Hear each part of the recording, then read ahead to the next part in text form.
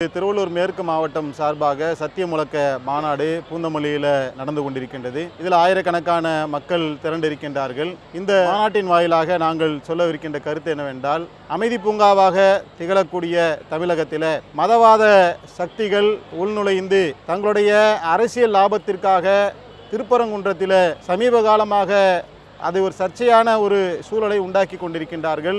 அங்கே இரண்டு சமுதாய மக்களும் அமைதியான முறையில் தங்களுடைய வழிபாடுகளை நடத்தி வருகின்ற சூழலில் தர்கா வழிபாட்டுக்காக செல்லக்கூடியவர்களை ஆரம்ப கட்டத்தில் பலிபிராணிகளை அறுத்து பலியிடக்கூடாது என்கின்ற தடை அவர்களுக்கு விதிக்கப்படுகின்றது. இந்த தடையை அங்கே இருக்கக்கூடிய உள்ளூர் தலைவர்கள் அங்கே இந்த தடையை விதித்திருக்கின்றார்கள். இவர்களுக்கு இந்த அதிகாரத்தை வழங்கியது யார்? ஆர்டிஓவுக்கோ கலெக்டருக்கோ தமிழக அரசிலிருந்து அது போன்ற உத்தரவு விதிக்கப்பட்டிருக்கின்றதா? இந்த உத்தரவுக்கு பின்னால் தான் அங்கே தடையை மீறி தங்களுக்குள்ள உரிமையை நிலைநாட்டுவதற்காக சில இஸ்லாமிய மக்கள் அந்த தர்காவில வழிபாட்டுக்காக செல்லுகின்றார்கள். பிறகு அது சர்ச்சையான பிரச்சனையாக வெடிப்பதற்கு இது ஒரு முக்கியமான காரணமாக ஆகின்றது. இப்பொழுது பாசிச பாஜக அரசு நாடெங்கிலும் மதவாதத்தை தூண்டியது போலவே தமிழகத்திலும் இந்த திருப்பரங்குன்றத்தை நாங்கள் அயோத்தியாக மாற்றுவோம், அதுபோன்ற ஒரு போர் சூழலை நாங்கள் உண்டாக்குவோம் என்று எச் ராஜா தன்னுடைய விஷ விதையை அங்கே விதைத்திருக்கின்றார். இது மிகவும் வன்மையாக கண்டிக்கத்தக்க ஒன்றாக இருக்கின்றது. ஒரு காலத்திலும் தமிழகம் அயோத்தியாக மாறாது. இங்கே மதவாதம் என்கின்ற ஒன்றை அனைத்து தரப்பு மக்களும் ஒன்று திரண்டு மதவாதத்துக்கு எதிரான தங்களுடைய முத்திரைகளை நிச்சயமாக பதிப்பார்கள். தமிழகத்தில் அமைதி நிலைநாட்டப்படும். தமிழக அரசு அவங்களுடைய கட்டுப்பாட்டின் கீழே தான் மதுரை கலெக்டர் இருக்கிறாரா அப்படிங்கிற சந்தேகம் எங்களுக்கு ஏற்பட்டிருக்கின்றது. ஆரம்ப கட்டத்திலே இதை முறைப்படுத்த வேண்டிய ஒரு சின்ன விஷயத்தை முறையான நிர்வாக கட்டுப்பாடு இல்லாமல் போனதனால இது இன்னைக்கு ஒரு சலசலப்பான ஒரு சூழல் ஏற்பட்டிருக்கின்றது.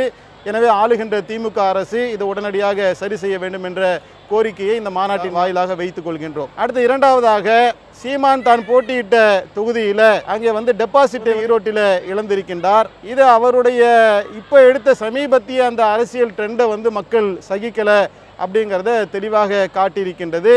அப்போ அந்த பெரியாரை எதிர்க்கின்றேன் என்ற பேரில் அவர் மதவாதத்துக்கு ஆதரவான ஒரு சூழலை உருவாக்கி வருகின்றார் என்பதை தமிழக முஸ்லீம்களும் குறிப்பாக எங்களுடைய ஜமாத்தும் அதை நுட்பமாக கவனித்து வருகின்றார்கள். தமிழக மக்களும் உரிய விதத்தில் வாக்கை அளித்து அவர் இன்றைக்கு டெபாசிட்டை இழந்திருக்கின்றார். அதுபோல டெல்லியில் வந்திருக்கக்கூடிய தீர்ப்பை நாம் பார்த்தோம் என்று சொன்னால், கெஜ்ரிவால் தோற்பதற்கு முக்கியமான காரணம் ஏற்கனவே இருக்கக்கூடிய இந்தியா கூட்டணி நல்ல முறையில் ஒரு வலுவான கூட்டணியாக இருக்கும் பொழுது அவர்கள் தங்களுடைய சட்டமன்ற தேர்தலில் அதே கூட்டணியை தொடர்ந்திருப்பார்கள் என்று சொன்னால் ஒரு காலம் அங்கே கெஜ்ரிவால் ஆட்சி அமைப்பதற்கான சூழலும் கூட அங்கே ஏற்பட்டிருக்கலாம். ஆனால் ஆம் ஆத்மி அதை தவற விட்டு தான் வெற்றி பறிபோகுவதற்குண்டான ஒரு காரணியாக இருக்கின்றது என்பதை நாம் பார்க்குறோம். அரசியல் என்பது தேர்தல் கூட்டணியை மையமாக வைத்து தான் வெற்றி தோல்வி தீர்மானிக்கப்படுகின்றது.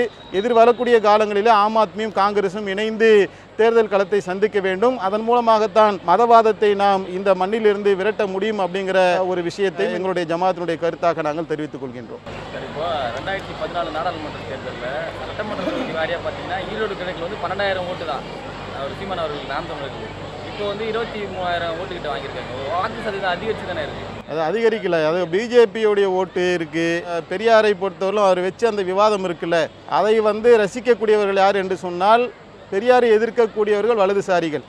அப்போ வலதுசாரிகளுடைய ஓட்டு தான் அவருக்கு போயிருக்கிறதுக்கான வாய்ப்பு இருக்குது. ஏன்னா அதே 2014 பிஜேபி வாங்கிய ஓட்டு எண்ணிக்கையும் ஏறத்தாழ அந்த 12,000க்கு நெருக்கமாக தான். அப்போ இப்போ சீமானுக்கு கிடைத்திருக்கக்கூடியது ஓட்டு எண்ணிக்கை அதிகரிக்கவே இல்லை. பிஜேபியோடைய ஓட்டு அது சிந்தாமல் சிதறாமல் சீமானுக்கு போயிருக்கு. ரெண்டு பேருமே ஒரு கொள்கையை நோக்கி பயணிக்கிறாங்களோ அப்படிங்கிற ஒரு சந்தேகத்தை வலுவாக உருவாக்கி இருக்குது.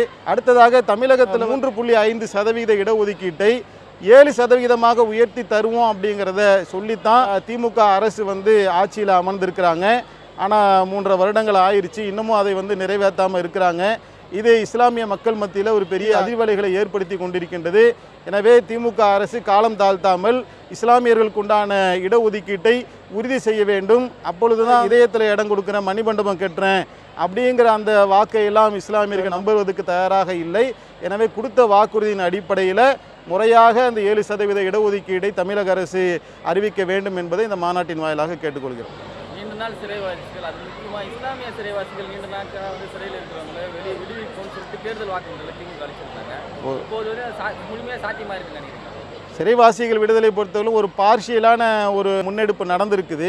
இருந்தாலும் அது போதுமானதாக இல்லை. ஒரு குற்றவாளி என்று சொன்னால் அனைத்து தரப்பு குற்றவாளிகளும் சமமாக நடத்தப்படணும். இதே தவறை செய்த பல குற்றவாளிகள் பல்வேறு காரணங்களால் அண்ணா பிறந்த நாள் இது போன்ற நாட்களில், சுதந்திர தினத்தை மையமாக கொண்டு இப்படி பல நாட்களில் விடுதலை செய்யப்படுகின்றார்கள்.